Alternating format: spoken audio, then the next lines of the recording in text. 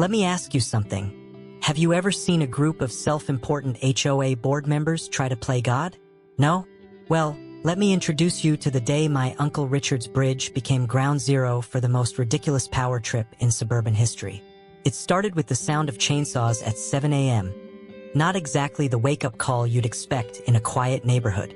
My uncle, a retired federal judge who doesn't tolerate nonsense before his morning coffee, or after it, for that matter, looked out the window to see a demolition crew hacking away at his bridge. His bridge. The one he built 20 years ago with permits so airtight they could survive a hurricane. The one that connected his house to civilization. Now, Uncle Richard isn't just your average retiree. He's the kind of guy who reads legal codes for fun and has a stare that could silence an entire courtroom. His bridge wasn't just functional.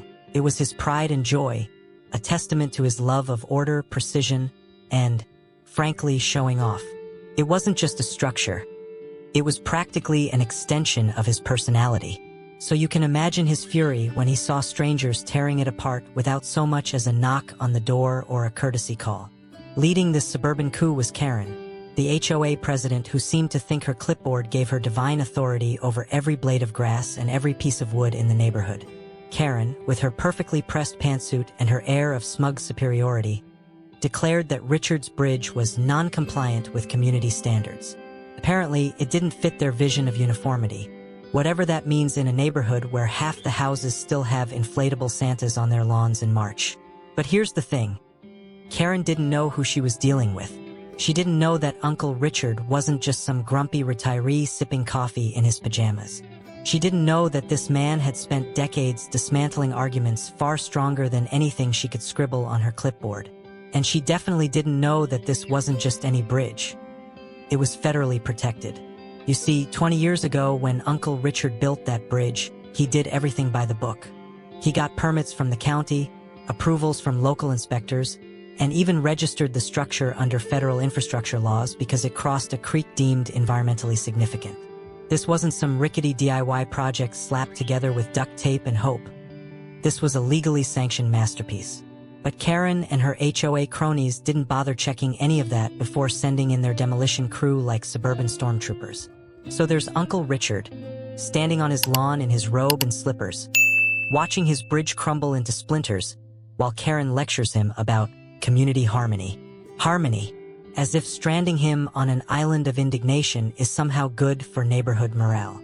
Now, Uncle Richard isn't one to yell or make a scene. That's not his style. No, when he gets mad, he gets methodical. He called me up because I'm a lawyer and also his favorite nephew.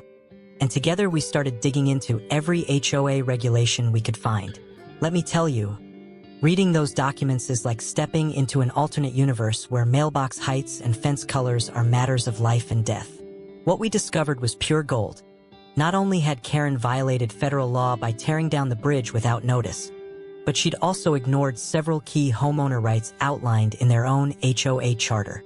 For example, homeowners are supposed to be notified before any action is taken against their property, a detail Karen conveniently skipped because she was too busy measuring shrub heights. Richard decided it was time for some good old-fashioned legal revenge. He filed a lawsuit against the HOA for property damage, emotional distress, because losing your favorite bridge is traumatic, and violation of federal infrastructure regulations. And let me tell you, watching Karen squirm during depositions was worth every penny of court fees. But this wasn't just about winning, it was about sending a message. Uncle Richard wasn't just fighting for himself. He was fighting for every homeowner who'd ever been bullied by an HOA drunk on power. And as we prepared for trial, it became clear that this wasn't going to be just another legal case. It was going to be a reckoning. Now, let me tell you, once Uncle Richard decided to go to war with the HOA, it was like watching a seasoned chess master play against someone who just learned how the horsey piece moves. He wasn't just angry, he was motivated.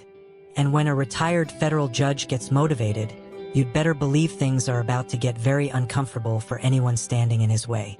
The first thing Richard did was dig out every single document related to that bridge.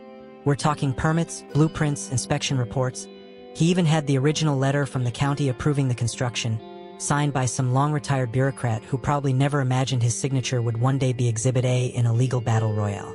Richard spread all these papers out on his dining room table like he was mapping out a military campaign. And let me tell you, there's nothing quite as intimidating as a man in slippers and reading glasses muttering things like gross negligence and actionable tort under his breath. Meanwhile, I got to work researching HOA bylaws, which is basically like diving into a swamp of legal jargon and arbitrary rules. Did you know some HOAs have regulations about the acceptable length of your grass? Or the color of your front door? Or whether you can park your car in your own driveway? It's like they're running their neighborhoods as tiny dictatorships with slightly better landscaping. But here's the thing. For all their rules and regulations, HOAs are often terrible at following their own procedures. And Karen's little demolition stunt? Oh, it was a procedural disaster. For starters, the HOA charter clearly stated that any action against a homeowner's property required written notice and a formal hearing. Did Richard ever get a notice? Nope. Did anyone hold a hearing? Absolutely not. Karen just woke up one day, decided she didn't like the look of the bridge, and sent in her wrecking crew like she was auditioning for an episode of Extreme Makeover. Dictator edition. But wait, it gets better. As we dug deeper into the HOA's records, which, by the way, were about as organized as a teenager's bedroom, we found out that Karen had been selectively enforcing rules for years. One neighbor had been fined for having a mailbox that was too whimsical, while another got away with painting their house neon green because they happened to be Karen's tennis partner. It was hypocrisy on steroids. Now, Richard could have just focused on the bridge and called it a day, but no, this was personal. He wanted to expose Karen and her merry band of clipboard warriors for what they really were: petty tyrants hiding behind poorly written bylaws. So we started building our case like it was the trial of the century. We gathered testimonies from other homeowners who'd been wronged by the HOA, collected evidence of Karen's selective enforcement practices, and even brought in an engineer to testify that the bridge was structurally sound before it got turned into kindling. Of course, Karen wasn't going down without a fight, or at least what she thought was a fight. She hired some second-rate attorney who clearly didn't know what he'd signed up for. This guy showed up to our first meeting looking like he'd just Googled how to sue someone 5 minutes before walking into the room. His big argument?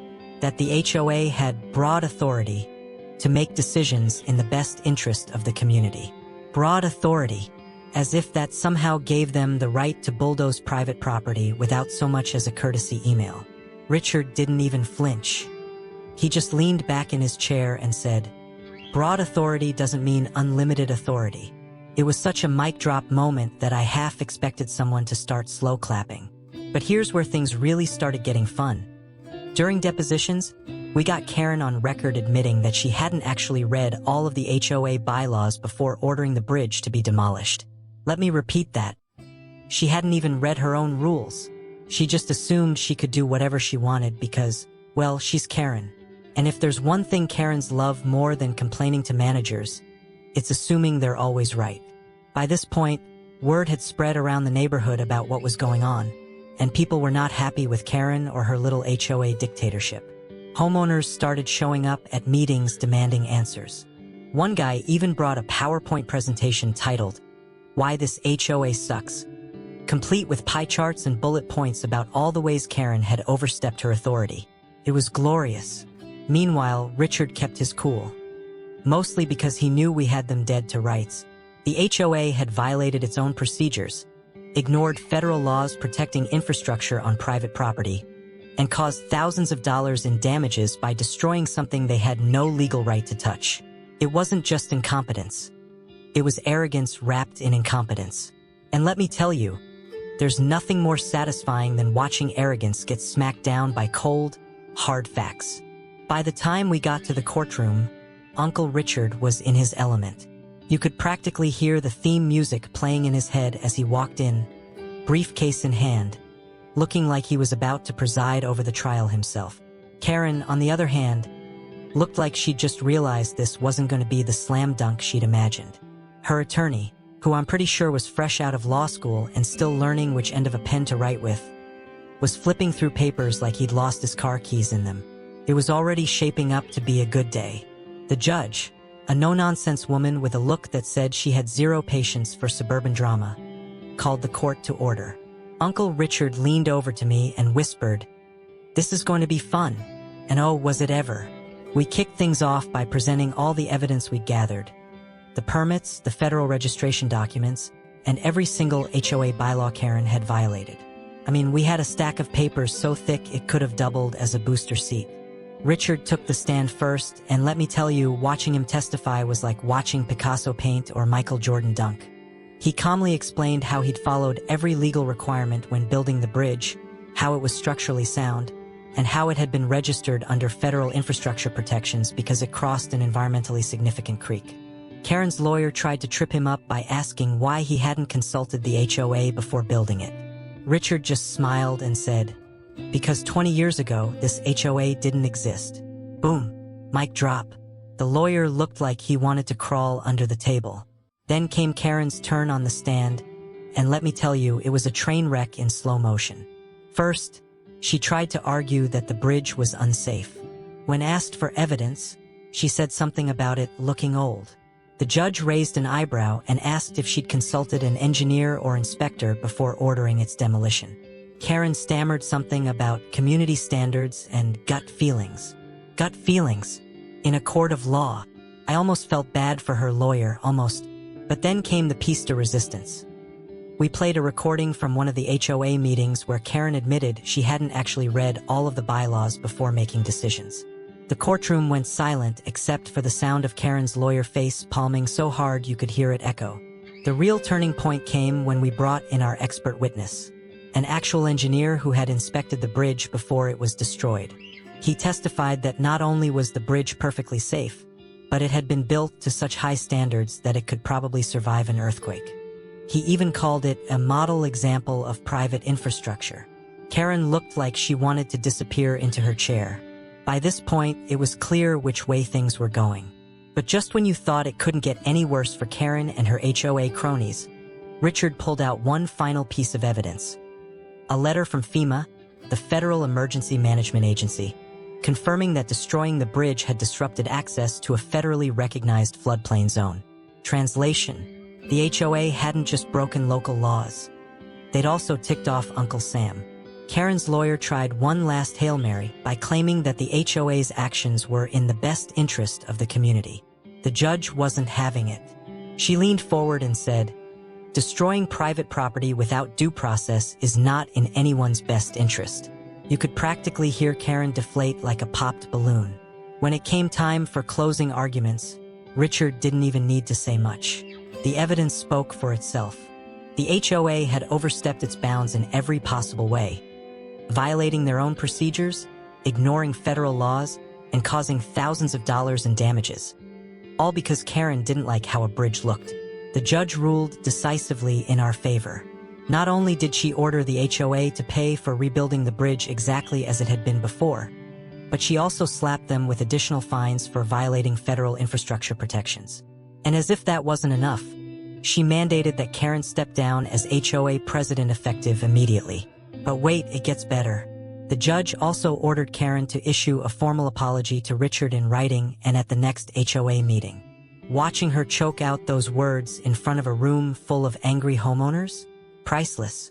By the end of it all, Richard was practically glowing with satisfaction. Not that he'd ever admitted out loud. He just nodded and said something about justice being served. But I could tell he was already planning how to frame that FEMA letter for his living room wall.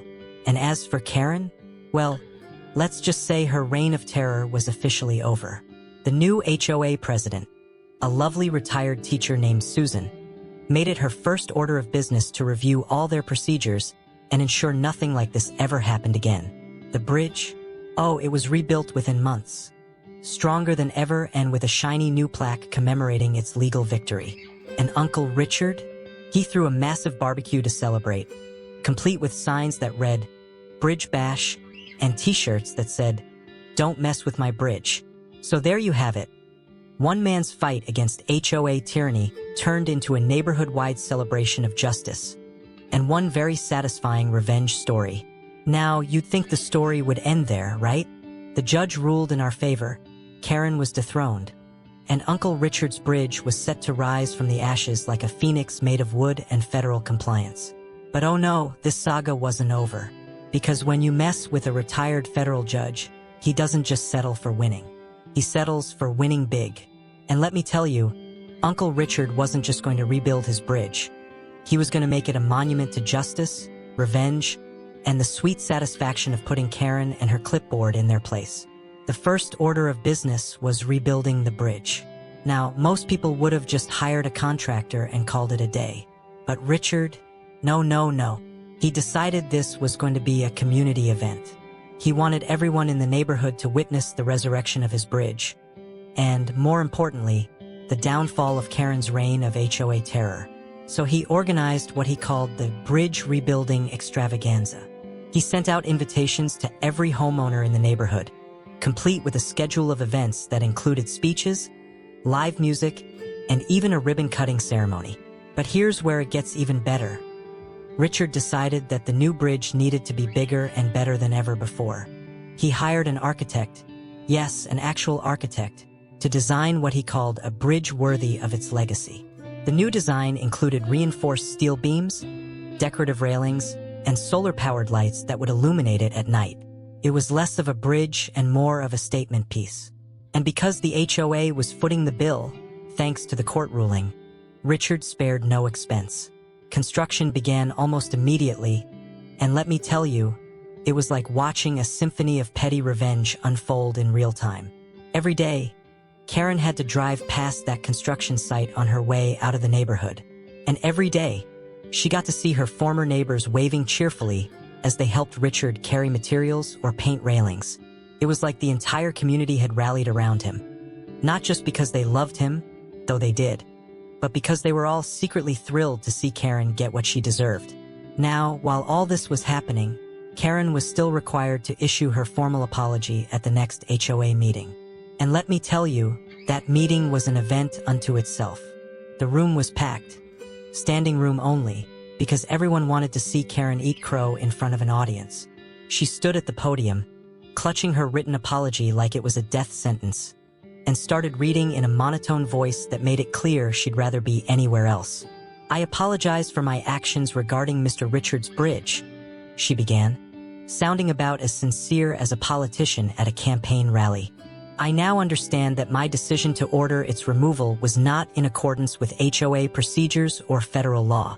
She paused here like she was hoping someone would interrupt her and say she didn't have to continue, but no one did, so she kept going. "I deeply regret any inconvenience this may have caused Mr. Richard or other members of our community." She practically choked on the word regret, which made it all the more satisfying. By the time she finished, there were actual cheers from the audience, and not for her. But Uncle Richard wasn't done yet. Oh no. After Karen sat down, looking like she wanted to crawl under her chair, Richard stood up and delivered what can only be described as a victory speech for the ages. He thanked everyone who had supported him during his fight for justice and promised that his new bridge would stand as a symbol of what we can achieve when we stand up against tyranny. Tyranny. He actually said that word with a straight face and somehow made it sound completely justified. The best part? At the end of his speech, he announced that he'd commissioned a plaque to be installed on the new bridge. The plaque read, "The Vindication Bridge, built on principles, rebuilt on justice." And yes, he made sure everyone knew that Karen's HOA fines had paid for it. By the time construction was complete and the ribbon-cutting ceremony rolled around, it felt like half the town had shown up to celebrate. There were food trucks parked along the street, kids running around with balloons shaped like bridges. Yes, really? And even a local news crew there to cover what they called a story of community resilience. Richard gave another speech, because of course he did, and then dramatically cut the ribbon with an oversized pair of scissors while everyone cheered. And Karen? Well, let's just say she didn't attend the ceremony. Rumor has it she put her house on the market shortly after losing her position as HOA president. Whether that's true or not doesn't really matter, because by then, Uncle Richard had already won in every way that counted. The new HOA president, Susan, bless her heart, turned out to be everything Karen wasn't. Fair-minded, approachable, and genuinely interested in making life better for everyone in the neighborhood. One of her first acts as president was to hold an open forum where homeowners could voice their concerns without fear of retaliation.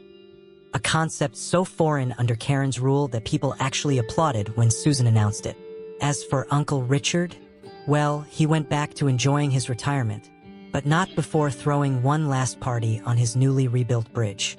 He called it the Bridge Bash, complete with live music, barbecue ribs cooked by yours truly, because apparently being his lawyer also means being his caterer, and t-shirts that read, "I survived the HOA apocalypse." And honestly, I think that's what makes this whole story so satisfying. Not just that Richard won his case or got his bridge rebuilt or even dethroned Karen from her little suburban kingdom. It's that he turned what could have been a bitter feud into something that brought people together. Something that reminded everyone in that neighborhood why they moved there in the first place.